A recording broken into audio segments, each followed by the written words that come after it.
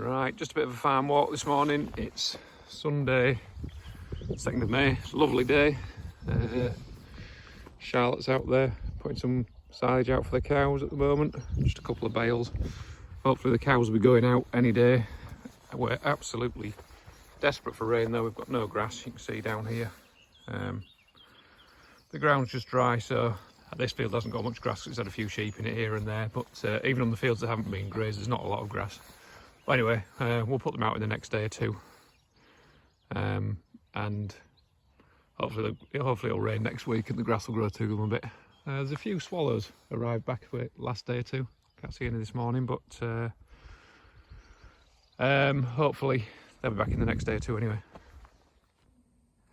This is our organic spring oilseed rape. It's really frustrating, this crop at the moment. We drilled it on the last week of March. I really think I'd have probably been better at drilling it on the last day of February. Growing conditions have just been horrible. They've been frosty every night and no rain whatsoever, so it's hard to know what was the right thing to do. We drilled it a little bit earlier than we would have normally, a week or two earlier. But I think the main problem has been just the lack of rain.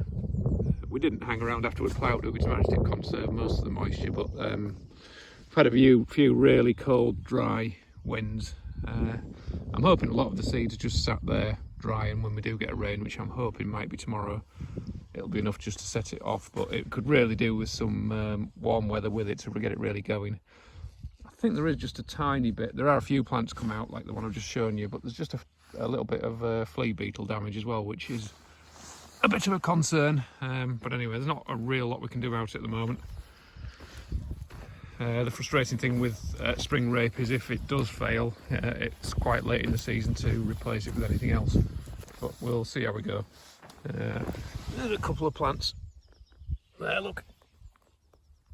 And you can see just a little bit of flea beetle damage in that leaf there, like little shotgun holes. So that's a little bit frustrating. That's the main reason I grow spring rape organically, because I managed to get it away without too much flea beetle damage.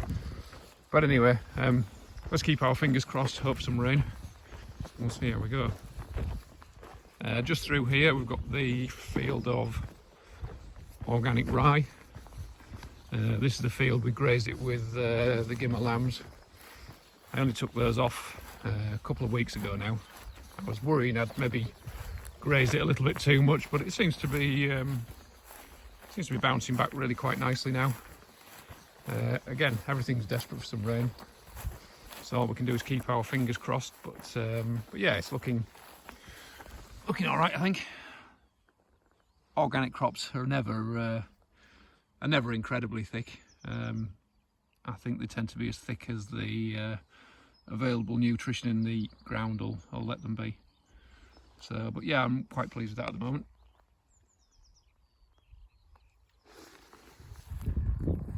This is organic Evelina spring barley. This was grown after grass and clover lay, so it should be a good fertile situation. So this is a crop that really should do quite well, hopefully. It's established well, same as everything else. It's really quite desperate for a rain. There's a few weeds here and there, nothing too much to worry about, I don't think. Where are we? There's a weed down there somewhere. A few there, but the crop looks strong, so it should hopefully stay on top of them. We could go through it with the comb harrow, but just looking at what I can see at the moment, I think it would do more harm than good, I think. This crop's being grown for seed, so I'll sell it to a grain merchant, but it will hopefully get sold to other organic farmers for their seed for next year. The rye that we just looked at as well, that's being grown for seed, but I'll hopefully put some of that through the flour mill, and we have a few local bakers and that, and a local miller, which I'm hoping might take a little bit as well to make flour. We found the rye seems to make quite good flour. I don't know the rye is everyone's cup of tea as flour, but it makes really well flavoured bread, so we've been really quite happy with it. So anyway, we'll walk now across one of the grasses and over to one of the winter oat fields. This is one of our permanent grasses that we call the Dale field. Hasn't been grazed for months this, but it's been so dry and cold. There's very little to eat there. The sheep, I'll hopefully put the sheep in here on Monday, the ewes and lambs. There isn't a lot for them to eat, but if it rains, it should grow really quite quickly now. If the weather warms up, this is a permanent grass. All our permanent grasses are generally very low input, so we do tend to get quite a lot of wildflowers and things. This field is a patch of orchids somewhere over near the picnic area there, and various other things growing. So they're really nice fields. Not massively productive, but the ewes and lambs will do well in it anyway, especially if it rains. So yeah, so they don't tend to get any inputs at all. We do get a few weeds growing in the grass. Some people probably think these dandelions are weeds, and there's often a few thistles and patches of nettles and that kind of thing, which we tend to try, and I don't know whether we control, but we'll try and keep them looking tidy just by topping them throughout the summer.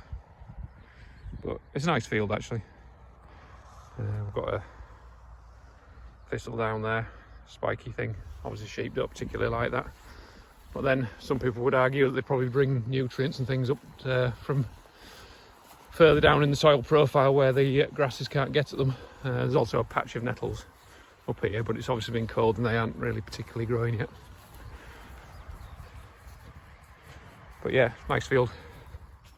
These are our organic Eagle winter oats.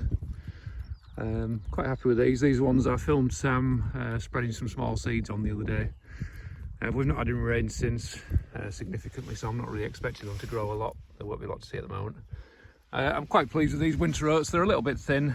Again, it was a really difficult winter for winter oats. Winter oats aren't very winter hardy anyway. They've had a lot of frost, a lot of cold wind, and just after we planted them it came really wet and horrible for a month or two. So I'm pleased with what's here. They're fairly even. There's no great patches with nothing there.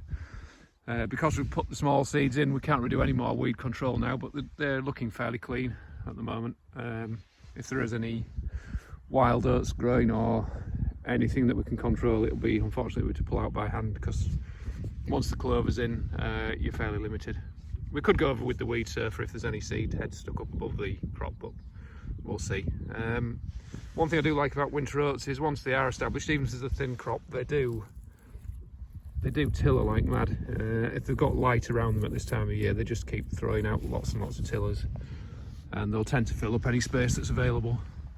So these have had a bit of chicken muck as well, which we haven't had access to in the past. So that should help them a bit as well. But again, we really need some rain to get all these things working. But yeah, on the whole, we're reasonably pleased with these. It looked a bit harsh when we were going through with the comb harrow after the seeder, but as you can see, it seems to have bounced back reasonably well. If it did pull any plants out, it was probably only the very weak ones anyway. These oats will hopefully go to make porridge oats. I'm not sure who we'll sell them to yet, but hopefully we'll be able to buy some back to use for our porridge oats. Okay, brilliant. This is a field of spring oats. You can see them just here. They were sown sometime in March. They're coming all right. Really slow growing this year because of lack of moisture, and also it's been very cold. We have undersown these. These are at the end of our rotation, so it's not a very fertile point in our rotation.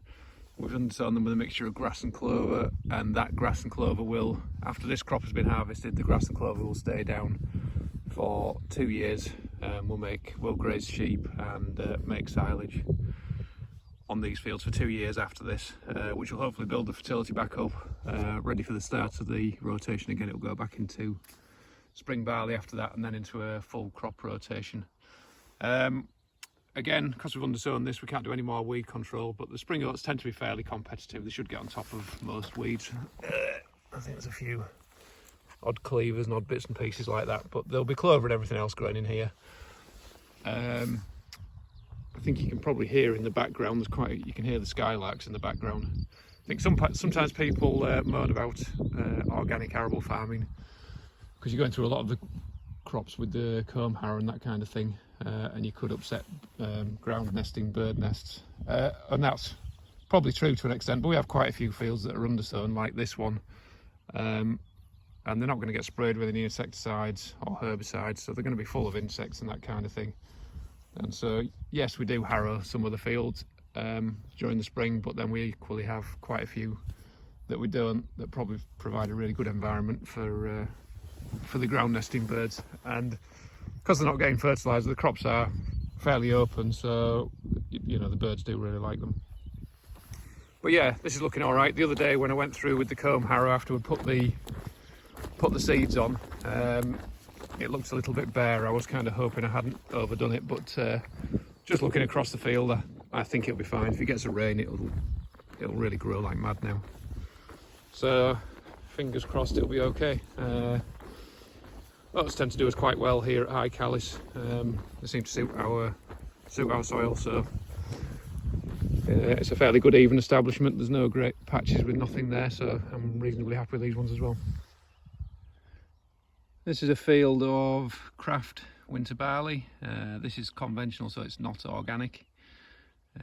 It was established using the plough and power harrow and drill, so in quite a conventional way, but it's looking all right. Quite slow to develop this year. Winter barley is generally quite early, but it's been cold and dry, as I've said. We've got a heap of compost over there, which we'll put on the soil this autumn. I think this will be going in either, I don't know yet really.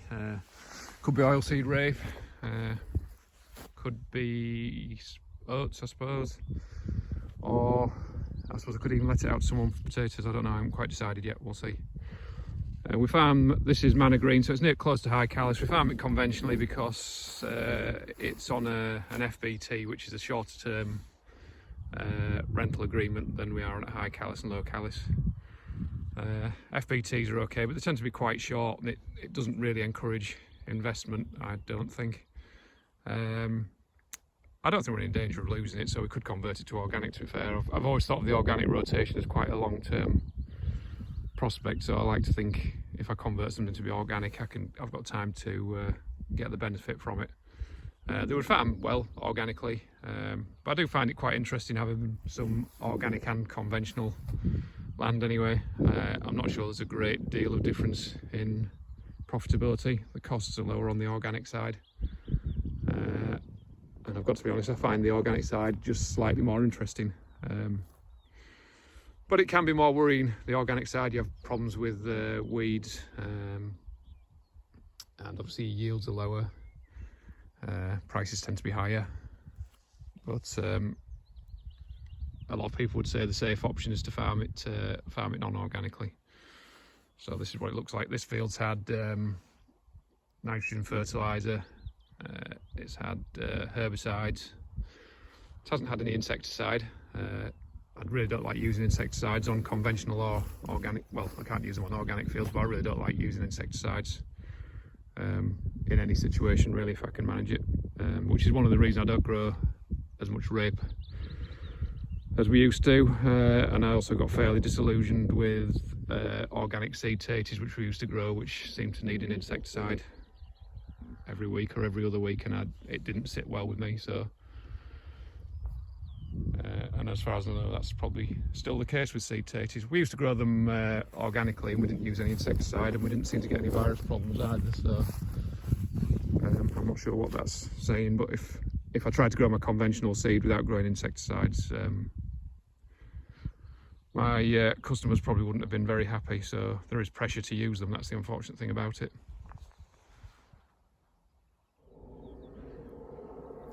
This is one of our pollen and nectar mixes. There's not much to see at the moment, but all these plants should flower throughout the summer, so hopefully there's plenty of insect food throughout the summer.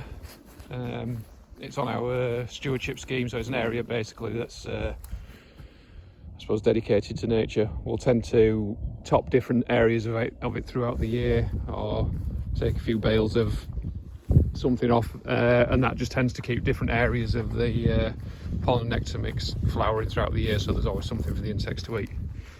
We're just coming into what we call the dale now. I've got my gimmer lambs in here at the moment.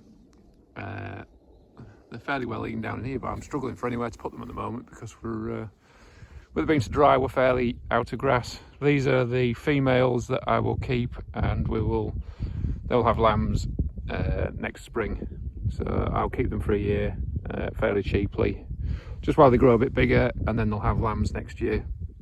I quite like the gimmer lambs. They're always a bit of a laugh. They're always up for a laugh. They're jump around all over the place. They're a bit mischievous, keen to get out of places, but they're quite good for tidying things up as well, because it doesn't matter, they don't need the best food in front of them, it's just a case of giving them time to grow a little bit. So they're in here for a week or two, and then they'll maybe go down to my dad's, somewhere like that, and then maybe onto some cover crops over winter next year and that kind of thing. So, but it's a nice place to be down here at this time of year.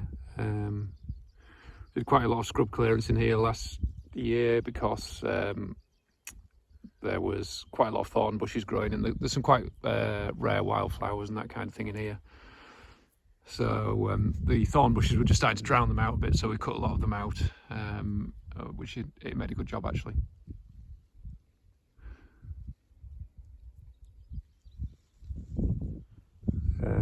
But I think these sheep are very lucky to be in here today. I can't think of anywhere better to be honest. We actually buy these sheep from a farmer up in North Yorkshire. We don't breed them ourselves. They come from a farmer in North Yorkshire, up near Reeth. So we usually buy about 75 to 100 each year.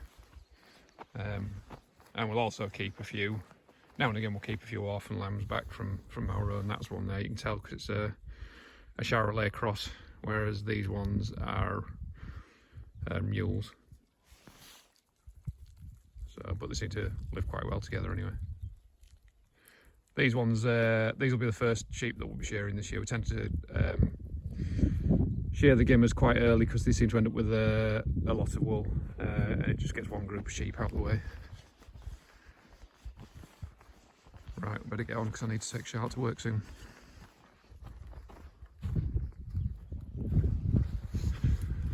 Flipping heck, it's warm this morning. I think Seth's struggling to keep up. He's still there, dog. Oh, he's here.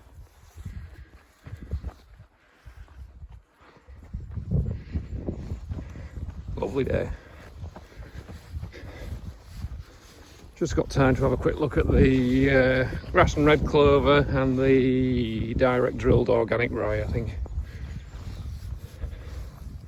If we get a move on.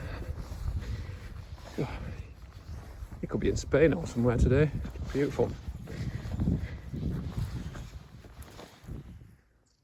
This is one of our grass and clover lays. It's the second year, so it was grass and clover last year as well, and it was spring oats undersown the year before that.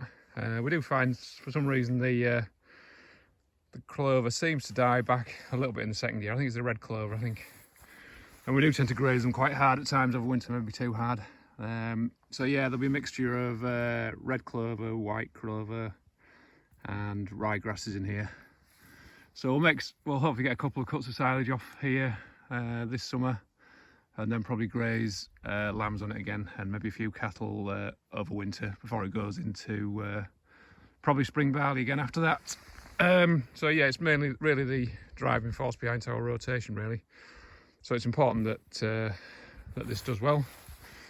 And then if we go through here, we have our crop of organic rye that was direct drilled into some grass and clover, which we established into some organic spring rape last year. It's a bit bare on this corner, I'm not sure why that is, probably pheasants, I would have thought, maybe as much as anything. So yeah, interesting crop, it is growing. I'm just a bit worried at the moment with it being as dry as it is. Obviously my main priority in a way is the rye, because I'll be harvesting that with the combine and selling it. But the clover in the bottom is useful because it's down there. That should be fixing nitrogen for following crops and improving the soil structure. I'm just slightly worried. Well, I'm not really worried, but at the moment I just think with it being as dry as it is, there's probably a bit of competition going on between the rye here and the clover. I think moisture is the limiting factor, and whether it's the clover or the rye which is managing to get the moisture that's available, I don't know. I mean, they're both alive, but I certainly think, again, a rain would really come in useful. I did graze this before the rye came out in autumn. We drilled it in October sometime. I had half wondered about grazing it this spring again, but I didn't. It may have tilled slightly better if I had. I think compared to the other crop of rye that I looked at the beginning of the walk, this is perhaps a little bit further on because I grazed the other stuff, but I don't know whether the other might have tilled slightly better. I don't know, maybe I ought to try and measure it a bit better. We'll see. But it's an interesting crop. I'm really keen to see how it does. I'm hoping the clover will suppress some weeds and just stay down in the bottom of the crop and, like I say, fix some nitrogen, improve the soil structure. The clover will probably flower at some stage as well, so that's going to be good for insects. I mean, I can't believe it's not going to be good for insects in general, because there's a lovely, I mean, it's like a little forest down there. So, so environmentally, I think it's going to be brilliant. And then I suppose after harvest, there'll probably be some clover left there to graze my sheep on, or maybe even cattle. We'll see. But it's a really interesting crop. Keen to see how it does. I did choose the clover varieties to be very small leaved and low growing, so they don't swamp out the rye. But rye does tend to grow really quite tall anyway. But yeah, we'll see what it does. Within the rotation, this should be coming in with, as our rotation was. Seth doesn't really like walking through old stubbles. He's not really keen on walking through here. He'll keep up. Within the rotation, this should be coming in with spring oats undersown this year, obviously, or next year. Obviously, this is already undersown at the moment. Whether I could get away with direct drilling spring oats straight into this next year or not, I don't know. I get the feeling I'll probably have a lot of volunteer rye in there, which I don't think rye mixed in with oats is ideal. They're probably quite hard to sort out, and it certainly wouldn't be able to go for gluten-free oats if it had some rye in. But I think it's something we're just going to have to be flexible with. If there's an opportunity, if the right opportunities are there, we'll make our mind up on the day. We'll see. But anyway, it's been a nice day. I better go and get on. Seth and I will wander back, take Charlotte to work, and then might try and edit all these videos. Who knows, it may be my best work yet. See you all later.